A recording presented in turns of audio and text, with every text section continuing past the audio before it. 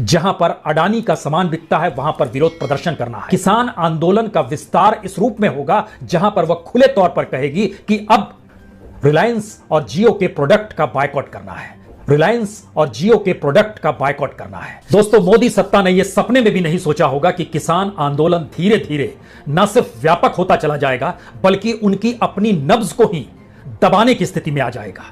और शायद आजाद भारत के भीतर में, इस देश के भीतर कोई ऐसा आंदोलन आपको देखने को नहीं मिलेगा जब देश के प्रधानमंत्री को कॉरपोरेट की उंगलियों पर नाचने वाली परिस्थिति में लाकर अपने आरोपों के साथ न सिर्फ किसान आंदोलन ने खड़ा कर दिया बल्कि खुले तौर पर इस बात का जिक्र किया कि इस देश की किसानी को भी कॉरपोरेट के हाथों में बेचा जा रहा है। और इतना ही नहीं, आंदोलन की तीव्रता इससे भी समझी जा सकती है कि पहली बार मोदी सत्ता जो खुले तौर पर अपने कॉरपोरेट मित्रों के हक में हमेशा खड़ी रही, चाहे इस देश की जीडीपी बार बार धरातल में जाती जा रही हो, पटरी से अर्थव्यवस्था उतरती जा रही हो, लेकिन कॉरपोरेट मित्रों का नेटवर्थ हो, प्रॉफिट हो, उनकी अपनी कंपनियों का विस्तार हो, राष्ट्रीय अंतरराष्ट्रीय तौर पर वो लगातार बढ़ता चला जा रहा हो।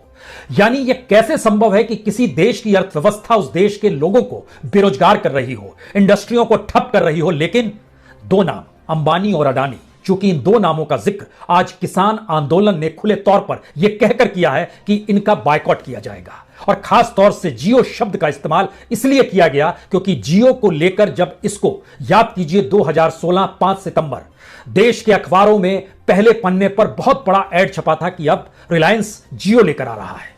और जियो में जिस ब्रांड एम्बेसडर की तस्वीर छपी थी वो तस्वीर देश के प्रधानमंत्री की तस्वीर थी। बड़ी आपत्ति उस वक्त हुई थी, लेकिन यह सब खुला खेल था। खुला खेल इससे पहले गुजरात के मुख्यमंत्री से देश के प्रधानमंत्री बनने और पद को संभालने के लिए जिस जेट विमान और प्राइवेट जेट से आए थे वह अडानी का था। वह इस देश की एयर इंडिया नहीं थी। वह अडानी के जहाज से गुजरात से दिल्ली पहुंचे थे। और उसके बाद याद कीजिए, जो पहले प्राइवेट फंक्शन में गए थे, 2014 का ही वो महीना था। 2014 के भीतर में 30 अक्टूबर की तारीख थी जब मुंबई के भीतर में रिलायंस फाउंडेशन हॉस्पिटल की नींव पड़ी थी और वहां पर उद्घाटन के लिए प्रधानमंत्री मोदी पहुंचे थे। और वो तस्वीर तो टाइम मैगजीन ने भी छापी थी जब मुकेश अंबानी की पत्नी नीता अंबानी ने देश के प्रधानमंत्री के कंधे पर हाथ रखा हुआ था। यह एक संकेत था 2014 से लेकर 2020 तक। और यह वाकई इसका एहसास सरकार को नहीं रहा होगा कि किसान आंदोलन का विस्तार इस रूप में होगा जहां पर वह खुले तौर पर कहेगी कि अब रिलायंस और जियो के प्रोडक्ट का बायकॉट करना है। जहां पर अडानी का सामान बिकता है वहां पर विरोध प्रदर्शन करना है। बीजेपी के हेडक्वार्टर में भी विरोध प्रदर्शन होना है और कैबिनेट मिनिस्टर्स का भी विरोध प्रदर्शन और बायकॉट किया जाना है। दिल्ली जयपुर का रास्ता भी बंद किया जाएगा। यह सारी परिस्थितियां बतलाती हैं कि पहली बार इस देश के प्रधानमंत्री को कॉरपोरेट के कटघरे में खड़ा कर यह बताने और जताने की कोशिश की जा रही है कि यह देश कॉरपोरेट से नहीं चलता है, देश नागरिकों से चलता है। और जिस देश के भीतर में 60% आबादी कृषि पर निर्भर हो, कृषि की इकोनॉमी पर निर्भर हो, उसका जीडीपी में योगदान चाहे 14% हो, लेकिन इस देश की 60% आबादी को आप कॉरपोरेट के हाथों में गिरवी कैसे रख सकते हैं? इसीलिए जो 3 बिल आए, 3 कानून बना गए, उसको लेकर आज जब प्रस्ताव दिया गया तो वो प्रस्ताव पढ़ने के बाद आपकी आंखें भी चकाचौंध हो जाएंगी कि सरकार को क्या एहसास है, सरकार इन बातों को समझ क्यों नहीं पा रही है कि जिन 3 कानूनों का उसने जिक्र किया और आज जब प्रस्ताव के साथ रखा तो उस प्रस्ताव के भीतर के संकेत 3 हैं। पहला, हमसे गलती हो गई। दूसरा, पहली गलती यह हो गई कि हमने आपसे कोई बातचीत नहीं की और चीजों को ले आए। दूसरा, संसद के भीतर में हमने जो वोटिंग करने की स्थिति में नहीं आए और विपक्षी राजनीतिक दलों को बोलने तक का मौका नहीं दिया गया और वहां पे चीजें पास करा दी गई। खासतौर से राज्यसभा की स्थिति बता रहे हैं। और तीसरी स्थिति है, ये तमाम गलतियां हैं लेकिन बावजूद इसके कानून वापस नहीं लेंगे, उस पर कुछ पैबंद लगा देंगे। और पैबंद की फेरिस्त जो है वह इतनी हास्यास्पद है कि हम एमएसपी लिख कर दे देंगे। कल्पना कर सकते हैं, जिस देश के भीतर में सिर्फ 6% किसान और किसानों की संख्या जब हमने सरकारी आंकड़ों के जरिए जोड़ी तो पता चला सिर्फ 50 लाख किसानों को ही एमएसपी का लाभ मिल पाता है। उस आंकड़े पर आए उससे पहले मंडी को मजबूत करेंगे, लेकिन पैरेलल में प्राइवेट मंडी को भी खड़ा करेंगे। प्राइवेट परिस्थिति में इस देश के पीएसयू को सेल किया जा रहा है, बेचा जा रहा है, खुले तौर पर उनको नीलामी हो रही है, कौड़ियों के मोल नीलामी हो रही है। तो मंडियों की स्थिति कैसे बचेगी और कैसे मजबूत करेंगे? एपीएमसी का संशोधन करने की जो बात है उसमें वो संशोधन आप कैसे करेंगे? वहां पर जिक्र हो रहा है कि अब हम टैक्स जोड़ेंगे, सेस जोड़ेंगे, लेकिन दूसरी तरफ प्राइवेट पूंजी जब इस बाजार के भीतर में घुसेगी तो उसी की चलेगी। और सरकार कह रही है जी नहीं, सरकार अपने तौर पर एमएसपी की कीमत पे ही खरीदेगी। और सरकार अगर इसके पैरेलल में कल राशन के दुकानों तक भी अनाज पहुंचाने की जिम्मेदारी कॉर्पोरेट को दे देगी तो सरकार क्या खरीदेगी? कहने भर की बात है, ये कोई भी समझ सकता है। जिन बातों का जिक्र है उसमें बहुत साफ है, हम किसान ट्रिब्यूनल बना देंगे। इस देश के भीतर में रेप को लेकर जो ट्रिब्यूनल 2013 में जिसका जिक्र किया गया था, उस ट्रिब्यूनल की स्थिति इस देश में फास्ट ट्रैक अदालतों के तहत भी जब ऐसे संवेदनशील मामले निपटाए नहीं जा सके हैं, तो फिर किसानों के मामलों के लिए ट्रिब्यूनल बनके क्या होगा? और अगर वो सिविल कोर्ट में भी चले जाएंगे तो सिविल कोर्ट में जहां 1,90,00,000 से ज्यादा मामले लंबित पड़े हुए हैं, उसकी फेरिस्त और बढ़ जाएगी। एसडीएम की स्थिति इस देश में क्या है, वह भी किसी से छुपा हुआ नहीं है। कॉन्ट्रैक्ट फार्मिंग को में संशोधन कर देंगे। कैसे संशोधन कर देंगे आप कॉन्ट्रैक्ट फार्मिंग में?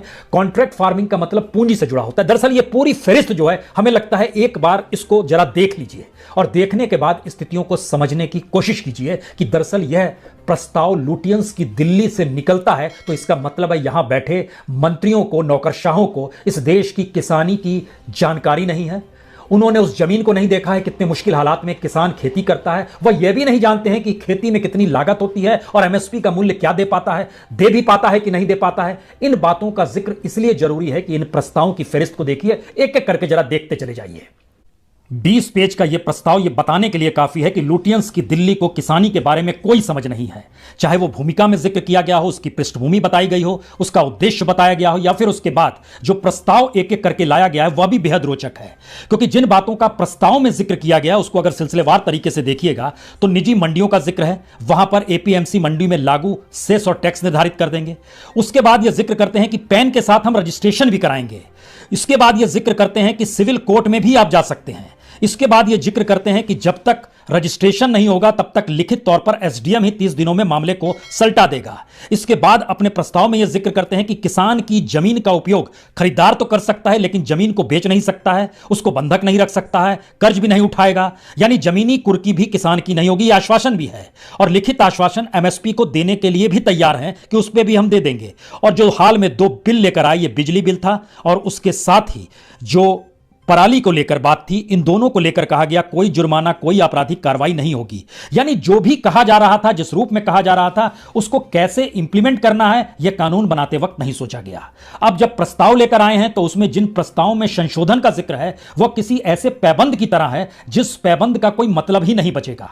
क्योंकि किसानों के सामने सबसे बड़ा संकट यही है कि जो लागत लगती है उसका मूल्य कैसे मिलेगा, इसका कोई जिक्र नहीं है। एमएसपी की खरीद सिर्फ 6% होती है, यह हर कोई जानता है, यानी बाकी किसानों को नहीं मिलेगा। और जो कहा गया कि किसानों पर जो एफआईआर दर्ज है उसको भी हटा लेंगे, जमीन नहीं बेच पाएगी, किसान के पास अपनी जमीन बरकरार रहेगी। लेकिन इस बात का कहीं जिक्र नहीं है कि 2 जून की रोटी किसान को मुहैया करा पाने की स्थिति में सरकार कैसे आएगी। इस देश के किसान जो कर्ज में डूबे हुए हैं उसकी वजह क्या है, और जो खुदकुशी कर लेते हैं उनकी तादाद बीते 5 बरस में अगर बढ़ गई है तो उसकी वजह क्या है। यानी कोई चीज इस रूप में जा नहीं पा रही है। इसलिए यह 20 पेज के प्रस्ताव को किसानों ने देखते ही यह कहकर ठुकरा दिया कि इसमें तो हमारी संवेदनाओं का भी जिक्र नहीं है। तो आपने यह पूरी फेरिस्त देख ली और इस फेरिस्त को देखने के बाद सबसे बड़ी लड़ाई जो किसान लड़ रहा है वो लड़ाई सीधे सीधे न्यूनतम समर्थन मूल्य की है। सरकार अपने दस्तावेजों में जिक्र करके खुश हो जाती है। मसलन वो जिक्र करती है कि गेहूं 1975 रुपए कर दिया गया, इससे पहले 1925 रुपए था। चना 5100 रुपए कर दिया गया, इससे पहले 4875 रुपए था। जौ 1600 रुपए कर दिया गया, इससे पहले 1525 रुपए था। मसूर की दाल 5100 रुपए कर दी गई, इससे पहले 4800 रुपए था। इसी तरीके से धान का मूल्य भी 50 रुपए बढ़ा दिया गया। लेकिन बार बार जरा इस एमएसपी के अंतर्गत खुले बाजार में बिकने वाले धान और गेहूं की फसलों को देखिए कितनी कीमत में बिकता है। वो एमएसपी पे आप कुछ भी लिख कर दे दें, बाजार में उसकी कीमत 2010, 11, 12 में जो एमएसपी था उससे ज्यादा नहीं बिक पाता है। तो हर बरस बढ़ाने का मतलब क्या है? इसका मतलब है आपकी इकोनॉमी में गड़बड़ी है, और इकोनॉमी में जब आपकी गड़बड़ी है तो यहीं से बात कॉर्पोरेट की शुरू होती है। कॉर्पोरेट इकोनॉमी की गड़बड़ी अपने अनुकूल को बर्दाश्त नहीं कर पाता है। इसीलिए पिछले बरस सरकार ने कॉर्पोरेट को 1,40,000 करोड़ रुपए की माफी दे दी।